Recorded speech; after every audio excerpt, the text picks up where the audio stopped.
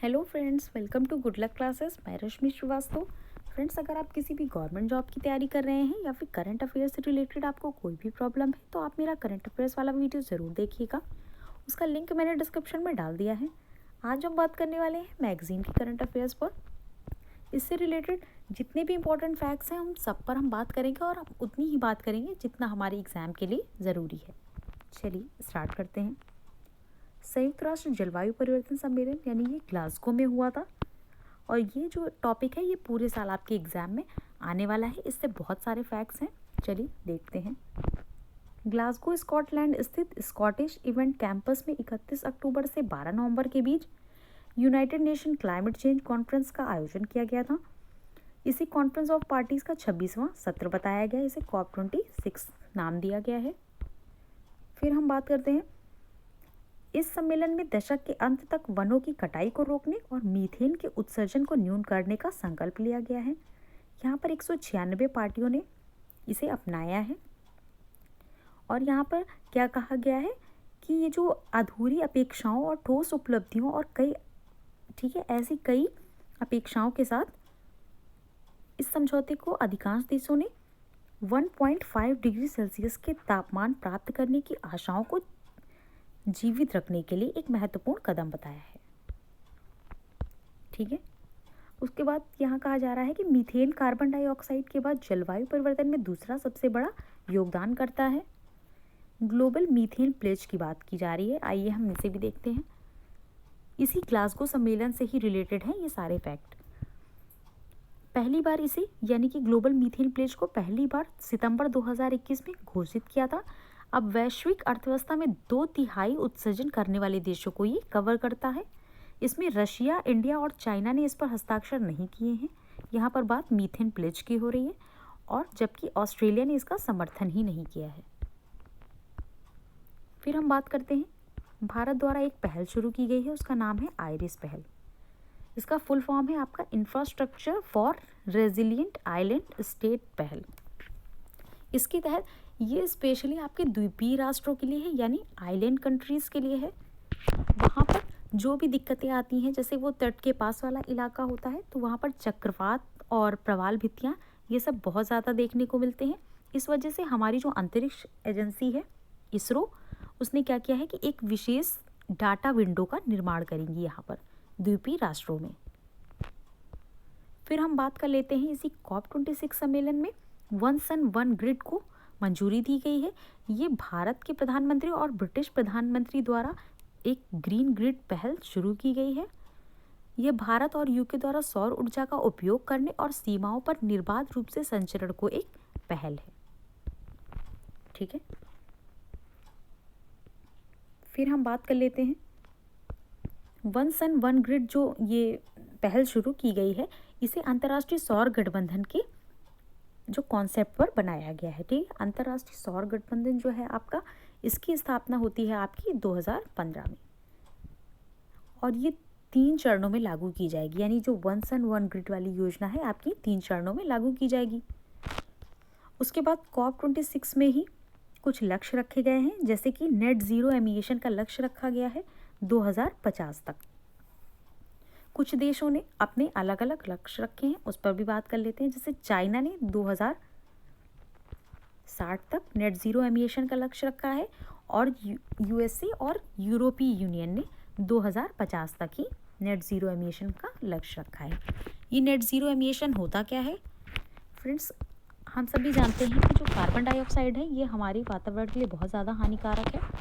तो इस पर कंट्रोल करने के लिए या इसका जो उपयोग है पूरी तरह से ख़त्म करने के लिए एक लक्ष्य रखा गया है और एक टाइम निर्धारित किया गया है। उस टाइम तक इसे पूरी तरह से ख़त्म कर देना है कार्बन डाइऑक्साइड के उपयोग। तो नेट ज़ीरो एमिशन हम समझ गए होंगे। फिर हम बात कर लेते हैं, COP26 पर हमारी भारत की ओर से क्या क्या स्टार्ट किया गया है। तो भारत से नरेंद्र मोदी जी ने 5 महत्वाकांक्षी लक्ष्य को निर्धारित किया है। अब देख लेते हैं वो लक्ष्य कौन से हैं। 2030 तक अपनी जीवाश्म रहित ऊर्जा क्षमता को 500 गीगावाट तक पहुंचाना है। फिर देख लेते हैं कि भारत ने कब तक नेट ज़ीरो एमिशन का लक्ष्य रखा है। तो भारत ने 2070 तक नेट ज़ीरो एमिशन का लक्ष्य रखा है। फिर हम देख लेते हैं कि जो भारत है हमारा वो तीसरा सबसे बड़ा कार्बन उत्सर्जक देश है। ये बहुत ही इंपॉर्टेंट फैक्ट है। और फर्स्ट पे हम देख लेते हैं तो आपका चाइना है और सेकंड पर है आपका यूएसए।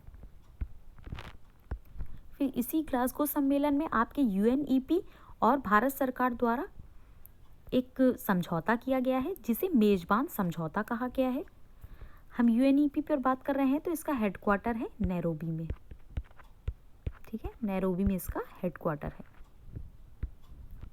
फ्रेंड्स, ऐसे ही एडिशनल फैक्ट्स जो हैं बीच बीच में हमारे बहुत काम आते हैं। चलिए हम बात करते हैं हमारे अगले टॉपिक पर। ये जो COP26 वाला आपका टॉपिक था ये कंप्लीट हो गया है। अब हम देखेंगे नोएडा इंटरनेशनल एयरपोर्ट का शिलान्यास किया गया है। प्रधानमंत्री मोदी जी ने 25 नवंबर 2021 को गौतम बुद्ध नगर स्थित जेवर इंटरनेशनल एयरपोर्ट का शिलान्यास किया है। यह उत्तर प्रदेश का 5वां अंतर्राष्ट्रीय हवाई अड्डा होगा। ये आपके लिए बहुत ही इंपॉर्टेंट फैक्ट है अगर आप यूपी के स्टूडेंट हैं। और इस हवाई अड्डे का जो काम है वो 2024 तक पूरा हो जाएगा। यह एशिया का सबसे बड़ा हवाई अड्डा और पहला नेट जीरो एमिशन एयरपोर्ट होगा। फिर हम इसके निर्माण कार्य की बात कर लेते हैं तो ज्यूरिक इंटरनेशनल एयरपोर्ट और Yamuna international airport private limited द्वारा इसे विकसित किया जाएगा। और ये जो है आपका ये पब्लिक प्राइवेट पार्टनरशिप पर आधारित होगा, यानी पीपीपी मॉडल पर बनाया जाएगा इसे। फिर हम बात करते हैं तो ये एक पूरी तरह से डिजिटल एयरपोर्ट होगा और इसमें कुल 8 रनवे होंगे। इसी के साथ उत्तर प्रदेश अब 5 इंटरनेशनल एयरपोर्ट वाला देश का पहला राज्य होगा। ठीक है, आगे हम देखते हैं। भारत का पहला fisheries business incubation centre launch किया गया है। कहाँ से लॉन्च किया गया है तो गुरुग्राम हरियाणा से स्टार्ट किया गया है। अब इसे जो स्थापना की गई है केंद्र सरकार की फ्लैगशिप योजना यानी प्रधानमंत्री मत्स्य संपदा योजना के तहत इसे स्टार्ट किया गया है इस इंक्यूबेशन सेंटर को। यह सेंटर मछली पालन से जुड़े उद्यमियों के बीच उद्यमशीलता को प्रोत्साहित करने के लिए और मौजूदा बाजार परिस्थितियों के अनुसार उनके बिजनेस को बढ़ाने में काफ़ी मददगार होगा। फिर हम देख लेते हैं प्रधानमंत्री मोदी जी ने पूर्वांचल एक्सप्रेसवे को राष्ट्र को समर्पित किया है। 16 नवंबर 2021 को 340 किलोमीटर लंबे पूर्वांचल एक्सप्रेसवे का उद्घाटन किया गया है। प्रधानमंत्री मोदी जी ने सुल्तानपुर जिले के करवल खीरी से इसका उद्घाटन किया है। अब ये जो है इसका नींव कब रखी गई थी तो ये 2018 में रखी गई थी और ये लखनऊ के चांद सराय से स्टार्ट होगा और गाजीपुर पहुंचेगा। ठीक है, और ये 9 जिलों को कवर करेगा।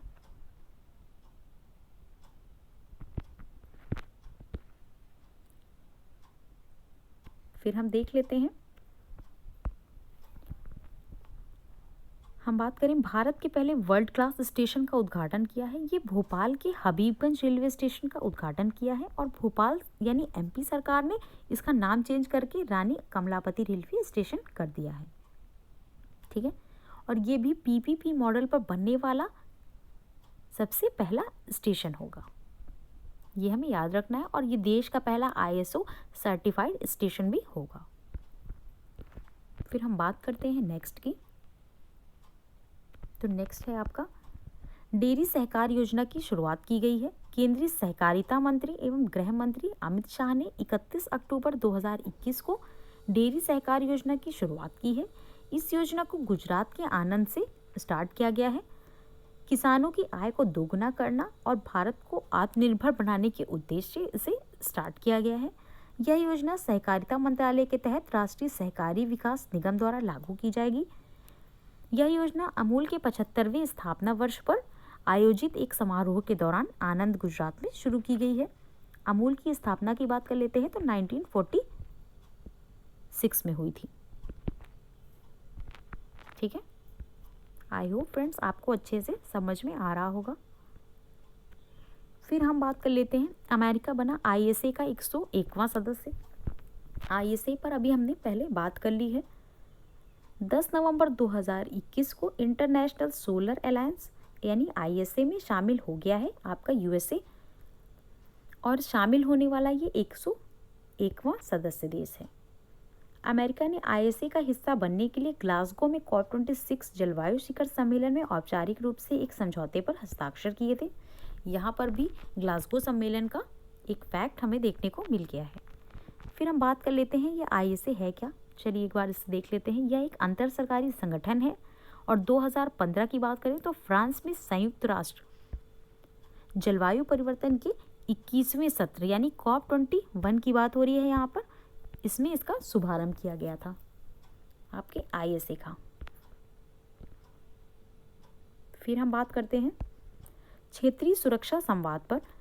भारत की मेजबानी में आयोजित क्षेत्रीय सुरक्षा संवाद 10 नवंबर 2021 को संपन्न हुई है। भारत की राष्ट्रीय सुरक्षा सलाहकार अजीत डोभाल ने इसका अध्यक्षता की है।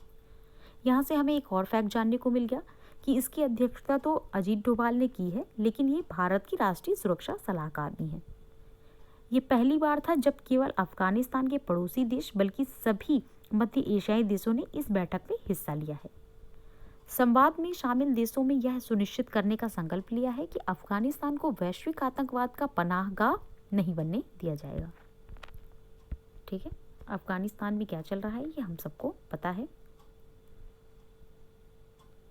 चलिए हम बात करते हैं श्रीलंका को मिली भारत से नैनो यूरिया उर्वरक की पहली खेप, यानी भारत से 1 लाख लीटर नैनो यूरिया उर्वरक की पहली खेप 23 अक्टूबर 2021 को श्रीलंका पहुंची है। ठीक है, यानी भारत ने श्रीलंका को नैनो यूरिया दिया है। उसके बाद अब ये नैनो यूरिया होता क्या है, तो ये उच्च गुणवत्ता वाला गैर हानिकारक नैनोट्रोजन तरल उर्वरक है। इसका काम क्या है, तो श्रीलंका को मक्का और धान की खेती में ये मदद करेगा। क्या है नैनो यूरिया, तो ये नाइट्रोजन का एक स्रोत है और यह एक प्रमुख आवश्यक पोषक तत्व भी है जो पौधों को उचित वृद्धि और विकास के लिए आवश्यक होता है। फिर नेक्स्ट हम बात करते हैं प्रधानमंत्री मोदी जी ने वैश्विक नेताओं की रेटिंग में शीर्ष स्थान प्राप्त किया है। अमेरिकी data intelligence firm the morning consult के सर्वे के अनुसार प्रधानमंत्री मोदी जी ने विश्व नेताओं की रेटिंग में शीर्ष और सर्वे में उन्हें 7 नवंबर 2021 को विश्व का सबसे लोकप्रिय नेता भी बताया गया है। दुनिया के 13 राष्ट्र प्रमुखों की सूची में मोदी जी पहले स्थान पर हैं। मैक्सिको के राष्ट्रपति की बात करें तो इनका नाम है आंद्रे मैनुअल लोपेज, इन्हें दूसरा स्थान मिला है। और तीसरे स्थान पर है इटली के प्रधानमंत्री मारियो द्राघी।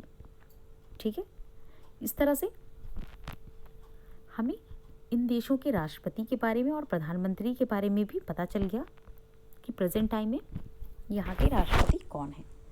फिर हम बात कर लेते हैं महात्मा गांधी के सम्मान में ब्रिटेन द्वारा सिक्का जारी किया गया है।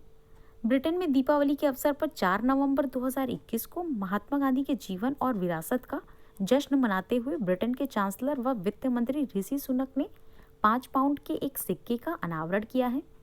ऐसा पहली बार है जब किसी आधिकारिक ब्रिटिश सिक्के के माध्यम से गांधी जी को याद किया जा रहा है।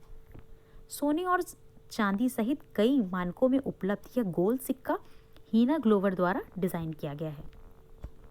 ठीक है, फिर हम बात कर लेते हैं 40वां अंतर्राष्ट्रीय व्यापार मेला आयोजित किया है। ये दिल्ली के प्रगति मैदान में आयोजित किया गया है। इस वर्ष मेले का जो विषय होगा वो होगा आत्मनिर्भर भारत। इस मेले में जो भागीदार राज्य है वो है आपका बिहार, जबकि उत्तर प्रदेश और झारखंड मुख्य राज्य होंगे। अब आरबीआई की बात करते हैं तो आरबीआई ने 2 योजनाओं की शुरुआत की है। मोदी जी ने 12 नवंबर 2021 को वीडियो कॉन्फ्रेंस के माध्यम से भारतीय रिजर्व बैंक की 2 अभिनव उपभोक्ता केंद्रित पहलों को शुभारंभ किया है। इससे पहले योजनाओं में आरबीआई के खुदरा प्रत्यक्ष योजना, आरबीआई एकीकृत लोकपाल योजना शामिल हैं। इन योजनाओं में वित्तीय समावेशन भी मजबूत होगा। चलिए हम खुदरा प्रत्यक्ष योजना के बारे में देख लेते हैं। इस योजना का जो उद्देश्य है वो सरकारी प्रतिभूति बाजार में खुदरा निवेशकों की पहुंच को बढ़ाया जाए। आरबीआई की पहली बार ऐसी खुदरा अर्थात छोटे निवेशकों के लिए खोलने का फैसला किया है, जिसके बाद आरबीआई में सीधे बॉन्ड खरीद सकते हैं। ठीक है, अब ये जो छोटे निवेशक होंगे ये क्या करेंगे, ये आरबीआई से सीधे बॉन्ड खरीद सकेंगे। फिर हम बात करते हैं खुदरा प्रत्यक्ष योजना में निवेश के लिए भारतीय रिजर्व बैंक में रिटेल डायरेक्ट गिल्ड अकाउंट खोला जाएगा। ठीक है, इस योजना के लाभ के लिए निवेशकों को आरबीआई की वेबसाइट पर इसका ऑनलाइन फॉर्म फिल करना होगा और उसका कोई शुल्क नहीं होगा। ठीक है, फॉर्म भरने की प्रक्रिया के बाद आरबीआई जब किसी बॉन्ड की नीलामी करेगा और बिक्री करेगा तो निवेश घर बैठे उसे कर सकते हैं, मतलब निवेशक जो है वो घर बैठे उसे उसमें निवेश कर सकते हैं यानी इन्वेस्ट कर सकते हैं। फिर हम बात करते हैं एकीकृत लोकपाल योजना की, जो इनकी सेकंड योजना है। इस योजना का उद्देश्य शिकायतों को दूर करने वाली प्रणाली और सुधार लाना है ताकि संस्थाओं के खिलाफ ग्राहकों की जो शिकायतों को दूर करने के लिए आरबीआई और भी नियम बना सके। इस योजना में केंद्रीय विषय वस्तु जो है वो एक राष्ट्र एक लोकपाल की अवधारणा पर आधारित होगी। ऐसी शिकायतों को लोकपाल योजना के तहत नहीं आती हैं, उन्हें उपभोक्ता शिक्षा एवं संरक्षण प्रकोष्ठ यानी CIPC द्वारा की जाएंगी। ठीक है, इसी के साथ फ्रेंड्स हमने मैगजीन के सारे ऑलमोस्ट करंट अफेयर्स को देख लिया है। अभी ये वीडियो बहुत ज़्यादा लंबा हो जाएगा, हम नेक्स्ट वीडियो में और भी बात करेंगे। आई होप अगर आपको पसंद आया हो तो please share with your friends. Thank you, stay tuned.